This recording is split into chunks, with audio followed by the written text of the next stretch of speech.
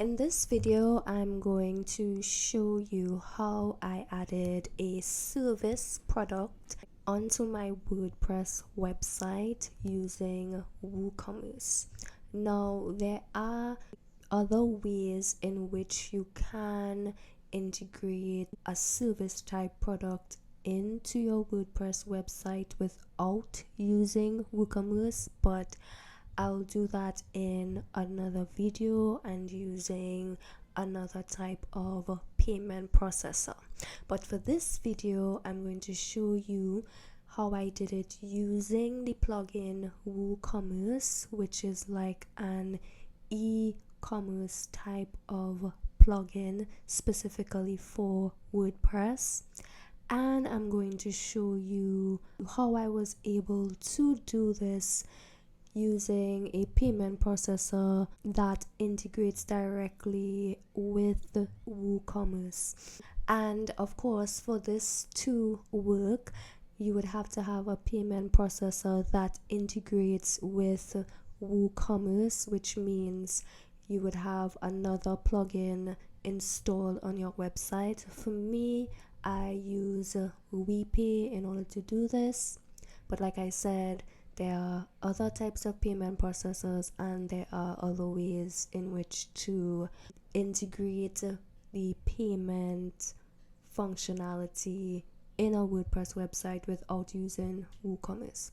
So anyway, when you log into your WordPress dashboard in the back end, you're going to click on products and then you're going to click add new, and you would see in the back end a lot of things pop up for you to input information, right? So the first thing you're gonna have to input, of course, is the name of your product, and then you'll have to put in like the description.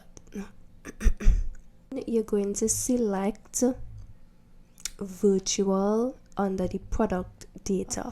The reason you're going to do this is because it is a service. So if you think about it, a service is not something that is delivered immediately or even something that is ready-made and then could be delivered through the shipping process. So for example, if you were selling a physical product or even a downloadable product, these are things that would be fulfilled without any input on the part of the customer. So when you're delivering a service, of course, you need to have most of the times you need to have interaction with the customer throughout the time period until the service is completed, right?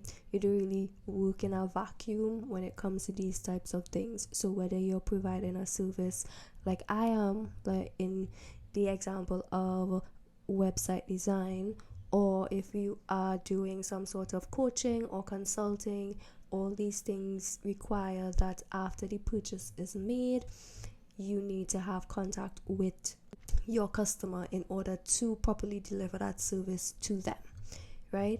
So you have to select it as virtual in the backend of WooCommerce so that it doesn't take up the other functionalities which would normally happen with a different type of product, right? So with that being said, you have to put in the descriptions of the product certain things because the customer needs to know what it is they are getting themselves into. And so therefore, the two areas where you have space to write your descriptions are the long description and the short description. Now, to me personally, I find that these names are a bit misleading, so I usually try to differentiate them by where they appear on the screen after you input the information and it's appearing on your website, right? So the short description actually appears underneath the product image and the buy button, right? Whereas the long description is what appears next to the product image and above the buy button, and this is actually a smaller space, and therefore I put less information in the long description. I usually just put a short summary of whatever the product, or in this case it is a service, so I just put a short summary of what the service is, and the type of software that I use for each one, and I left it at that. And in the short description, which appears underneath everything, where there's a lot more real estate and a lot more space, I outline everything that the customer should expect. I would say this is what you should do as well. You definitely want to make sure there are no questions in terms of what the customer should expect, right? So you should kind of outline the workflow, how you would be delivering the service, or how it is things should go, and why you're doing certain things. You can also put in a little bit of your backstory, for social proof purposes. And here you can even add media like a YouTube video, which if there's something that you really need to relate and it's better done in a video, you can link a YouTube video there, and it shows up without it being too squished up and truncated if you had put it in the long description. And so this is what I did. Now the first iteration of this, of course I have the most recent iteration, but in the first one I just use this free YouTube video about how to set up WooCommerce, and I used that person's guidelines. However, I then refined the description and how I wrote out everything using a paid workshop within Startup Society, and I will eventually do a review of being in Startup Society for over a year now, and the things that have helped me with not only my business but other creative ventures that I have done. So using that, I kind of really refined it, and I also added things of we would say kind of perks, or things that you could get from buying this service and working with me that I believe should be highlighted. So all in all, that is how you should structure your description, and of course I will link it in the description so you could go and see for yourself how it is I wrote it, if it is you want to do something similar. And of course, you have to have a product image, and I suggest you have a product category as well. I put these website design services under creative services.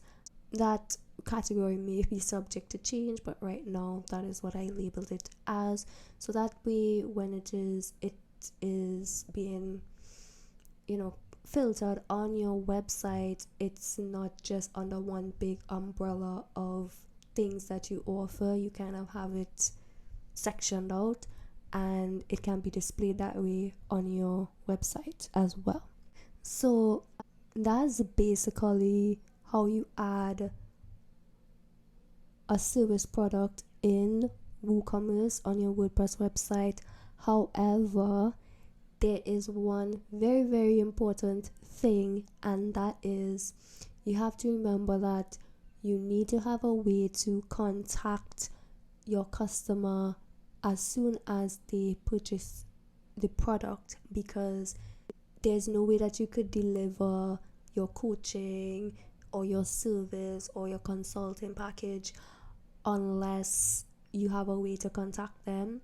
And this is where an email marketing software comes in handy, and you would need to have an email marketing software that integrates with WooCommerce so that you can set up automations that are triggered when it is somebody purchases your service product. so that they will get a series of emails so that you are now in contact with them, and they can have, the back and forth report that would be required in order for you to successfully deliver the service, coaching or whatever, and that there can be, feedback from your customer. So I talk about how to integrate MailerLite into WooCommerce in this video coming up next, and I also talk about how I set up automations for this particular service as well through MailerLite in this video. See you over there.